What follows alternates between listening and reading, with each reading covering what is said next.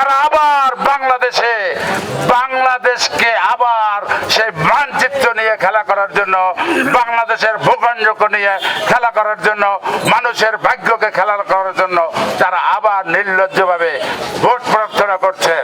আমি মনে করি স্বাধীন সার্বভৌম বাংলাদেশে কোন রাজাকার আলবদরদের ভোট চাইতে দেওয়া যাবে না। কি ঠিক বলছে কিনা ভাইয়া? এক্স অ্যাকাউন্টে, মানে সাবেক টুইটার অ্যাকাউন্টে জামাতের আমির ডক্টর শফিকুর রহমান লিখেছিলেন, যারা পেশাজীবী নারী তারা নাকি পতিতা, প্রস্টিটিউট। আমরা এই অনুষ্ঠান থেকে ধিক্কার জানাচ্ছি। তারা বলছে নারীর ক্ষমতায়ন দেবেন না। তারা বলেছেন, আল জাজিরাতে সাক্ষাৎকারে বলেছেন যে কোনো নারীর প্রতিনিধিত্ব তারা মানবেন না।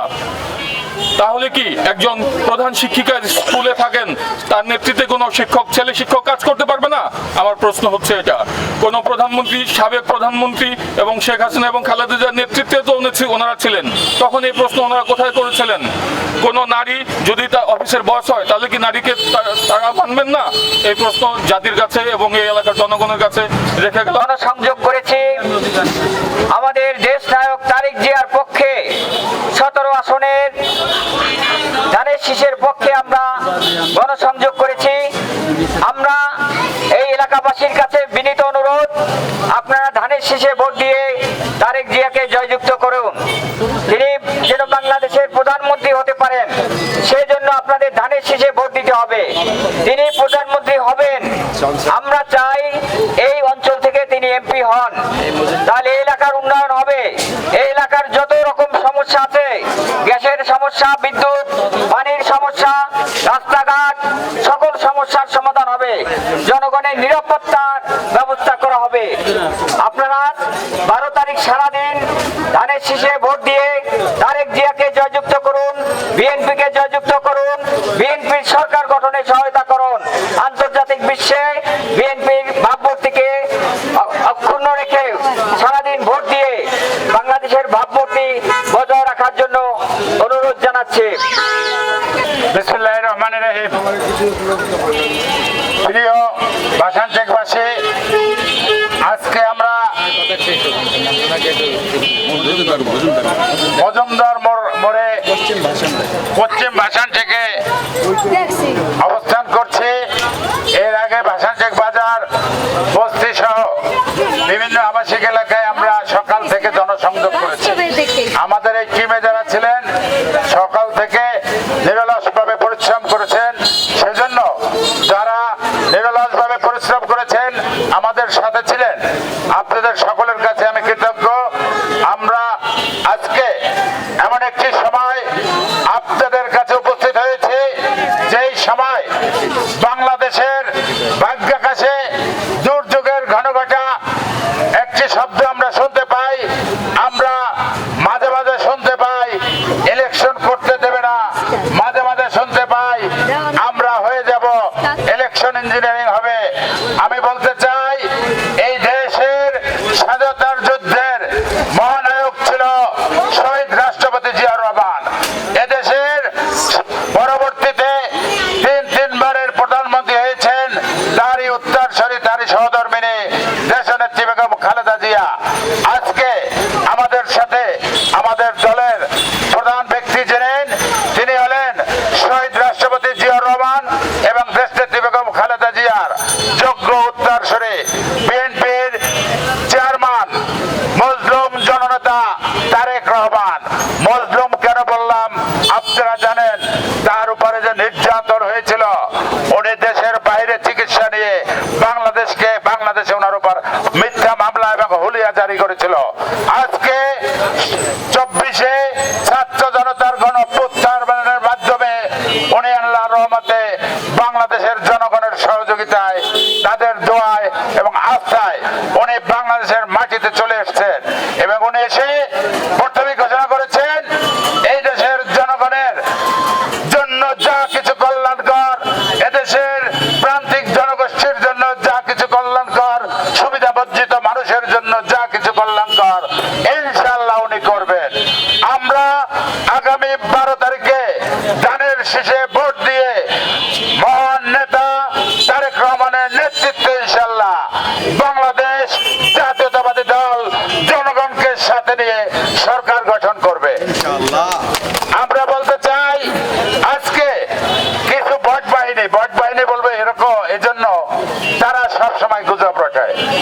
তারা কথায় কথায় মানুষকে বিভিন্ন ভাবে হুমকি দেয়, প্ররোচনা করে ইসলাম বিক্রি দেওয়ার জন্য, ইসলামকে বিকৃত করার জন্য। এখানে বাংলাদেশের মাটিতে জামাতে ইসলামের কথা বলে, দেখেন তারা জামাতে ইসলামের কথা বলে। ওদিকে খুলনাতে নমিনেশন দিচ্ছে কাকে? কৃষ্ণনন্দীকে। কৃষ্ণনন্দী হলো হিন্দুদের মাধ্যমে নাউজুবিল্লাহ বলবেন, সবাই একবার নাউজুবিল্লাহ বলেন। ইসলামের নামে এইরকম অনইসলামিক কার্যক্রম তারা যে করছে, এর বিচার এদেশের জনগণ করবে। স্বাধীনতার সময় বাংলাদেশের আপামর জনগণের উপরে নির্লজ্জভাবে যারা গণহত্যায় সহযোগিতা করেছিল তারা কারা? এই রাজাকার আলবদররা। এবং আপনারা দেখেছেন আমাদের মা বোনেরা এখানে আছেন, আমাদের মা বোনেরা আপনারা নিশ্চয়ই অবগত আছেন, ইতিহাস কথা বলে আপনাদের উপরে নির্লজ্জভাবে ঝাঁপিয়ে পড়েছিল এই রাজাকার আলবদরদের মাধ্যমে পাকিস্তানি হাইনারা। আজকে বাংলাদেশের মানচিত্রকে যারা ছিন্ন ভিন্ন করার চেষ্টা করেছিল, বাংলাদেশের স্বাধীনতার বিপক্ষে যারা অবস্থান করেছিল, তারা আবার বাংলাদেশকে আবার সেই মানচিত্র নিয়ে খেলা করার জন্য, বাংলাদেশের ভূখণ্ডকে নিয়ে খেলা করার জন্য, মানুষের ভাগ্যকে খেলা করার জন্য তারা আবার নির্লজ্জভাবে ভোট প্রার্থনা করছেন। আমি মনে করি স্বাধীন সার্বভৌম বাংলাদেশে কোন রাজাকার আলবদরদের ভোট চাইতে দেওয়া যাবে না। কি ঠিক বলছে কিনা ভাইয়া? আপনারা বলেন ঠিক বলছে কিনা? আজকে আপনাদের কাছে উদাত্ত আহ্বান জানাই, বাংলাদেশের রক্ষা কবচ হলো এদেশের জনগণ। এদেশের জনগণ বাংলাদেশের রক্ষা কবচ। বাংলাদেশের মানুষ অতীতেও ভুল করে নাই। আজীবনের জন্য বাংলাদেশের মানুষ যেন স্বাধীনতার সপক্ষে থেকে। আমি একজন সাধারণ নাগরিক, বৈষম্য বিরোধী ছাত্র আন্দোলনে আমি একজন পেশাজীবী হওয়া সত্ত্বেও আমি রাজপথে ছিলাম এবং 5ই আগস্ট গণভবন থেকে শেখ হাসিনাকে তাড়িয়ে আমি বাসায় ফিরেছি। তো আমার আপনাদের প্রতি রিকোয়েস্ট, যে দল যে আমাদের এখন যে বিরোধী দল হিসেবে যারা প্রচার করছে যে বিএনপিকে ক্ষমতায় আসতে দিবে না, ষড়যন্ত্রের মাধ্যমে তারা ক্ষমতা কুক্ষিগত করবে, সেই দলকে আমরা প্রতিহত করব। 12ই ফেব্রুয়ারি আপনাদের একটি মূল্যবান ভোট দিয়ে তারেক রহমানকে আপনারা নেতৃত্ব দিবেন। তারেক রহমান যেন বাংলাদেশের জন্য কাজ করতে পারে। উনি বাংলাদেশের মাটিতে নেমেই কিন্তু বলেছেন আই হ্যাভ এ প্ল্যানের ঘোষণা করেননি। আপনারা ভাষণ থেকে দেখেছেন, প্রথমে উনি কিন্তু একজন ভ্যান চালককে গায়ে ধরেছেন এইভাবে। এটা একজন কি মাটির মানুষ, শহীদ প্রেসিডেন্ট জিয়াউর রহমান ছিলেন, খাল খনন কর্মসূচি করেছেন উনি, এবং উনি কিন্তু মাটির মানুষ ছিলেন, মাটিতে বসে যেতেন, তিনি কোদাল নিয়ে মাটি চাপড়াতেন। সেরকম একজন রক্তে বহমান আছে, তারেক রহমানের রক্তে বহমান আছে। সেই রক্ত দেশনেত্রী বেগম খালেদা জিয়ার রক্ত, শহীদ প্রেসিডেন্ট জিয়াউর রহমানের রক্ত। এই রক্তকে আমরা এগিয়ে নিয়ে যাব আমাদের জাতীয়তাবাদের স্বার্থে, আমাদের হিন্দু, বৌদ্ধ, মুসলিম, খ্রিস্টান, আদিবাসী সম্প্রদায়ের স্বার্থে। গতকাল রাত্রে একটি এক্স অ্যাকাউন্টে, মানে সাবেক টুইটার অ্যাকাউন্টে জামাতের আমির ডক্টর শফিকুর রহমান লিখেছিলেন, যারা পেশাজীবী নারী তারা নাকি পতিতা, প্রস্টিটিউট। আমরা এই অনুষ্ঠান থেকে ধিক্কার জানাচ্ছি। তারা বলছে নারীর ক্ষমতায়ন দেবেন না। তারা বলেছেন, আল জাজিরাতে সাক্ষাৎকারে বলেছেন যে কোনো নারীর প্রতিনিধিত্ব তারা মানবেন না। তাহলে কি একজন প্রধান শিক্ষিকা স্কুলে থাকেন, তার নেতৃত্বে কোনো ছেলে শিক্ষক কাজ করতে পারবে না? আমার প্রশ্ন হচ্ছে এটা। কোন প্রধানমন্ত্রী, সাবেক প্রধানমন্ত্রী এবং শেখ হাসিনা এবং খালেদা জিয়ার নেতৃত্বে তো ওনারা ছিলেন, তখন এই প্রশ্ন ওনারা কোথায় করেছিলেন?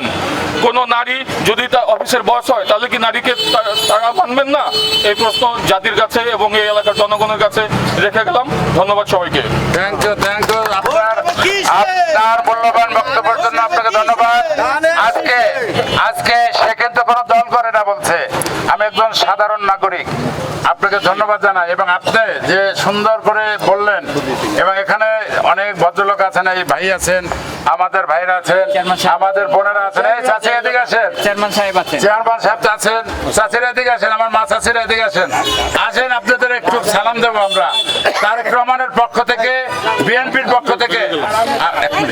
বিএনপির পক্ষ থেকে হ্যাঁ বলা যাবে। এই আমাদের এইখানে এক প্রান্তিক বোন, আমাদের বোন আজকে আমার ধানের শীষের জন্য উনি আগ্রহ প্রকাশ করেছেন, কিছু বলা যাবে কিনা? আসেন সামনে আসেন, আপনারা সামনে আসেন, আম্মা মা সামনে আসেন। মা চাষিদের জন্য, মা বোনদের জন্যই আমাদের এই সংগঠন। আপনার নাম কি? আমার ডাকনাম হচ্ছে মাকসুদা বলে এলাকায়। মাকসুদা, মাকসুদা, তার ডাকনাম মাকসুদা। আমি জানি না ঘর করে তার নাম মাকসুদা।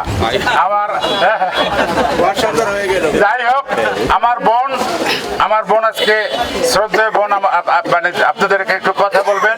উনি কি কথা বলেন আপনারা শুনে। আসেন বোন, সামনে আসেন। এই বোনেরা সামনে থাকবেন, বোনেদের অগ্রাধিকার কথা বলেন। বোন সামনে আসেন, একটু ঘরে দাও। বিসমিল্লাহির রহমানির রহিম। আউযু বিল্লাহি মিনাশ শাইতানির রাজিম।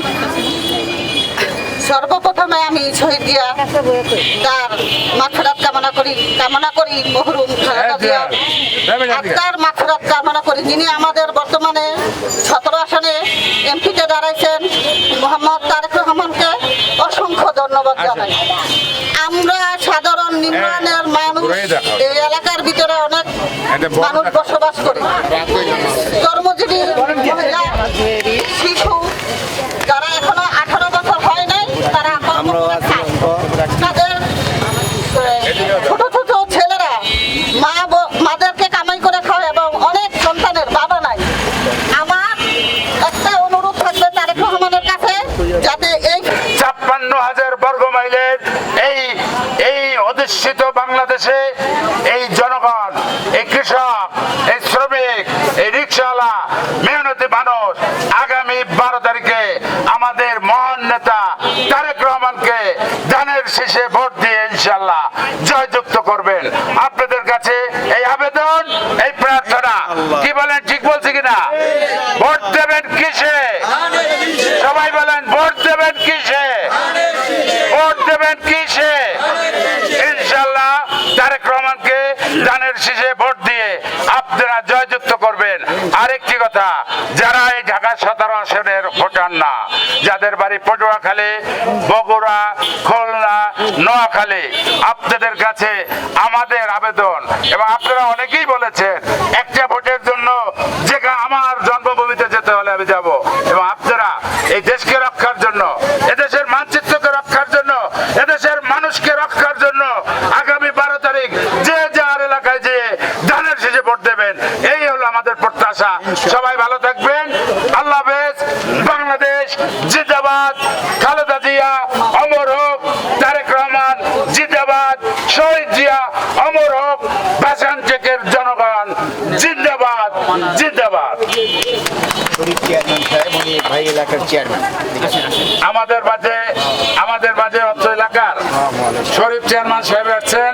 আমরা করতালির মাধ্যমে তাকে স্বাগত জানাই। আমরা এরকম একজন বরেণ্য ব্যক্তিকে আমরা মনে করি এই গুণীজনদের মাধ্যমে আমাদের দেশ অনেক এগিয়ে যাবে।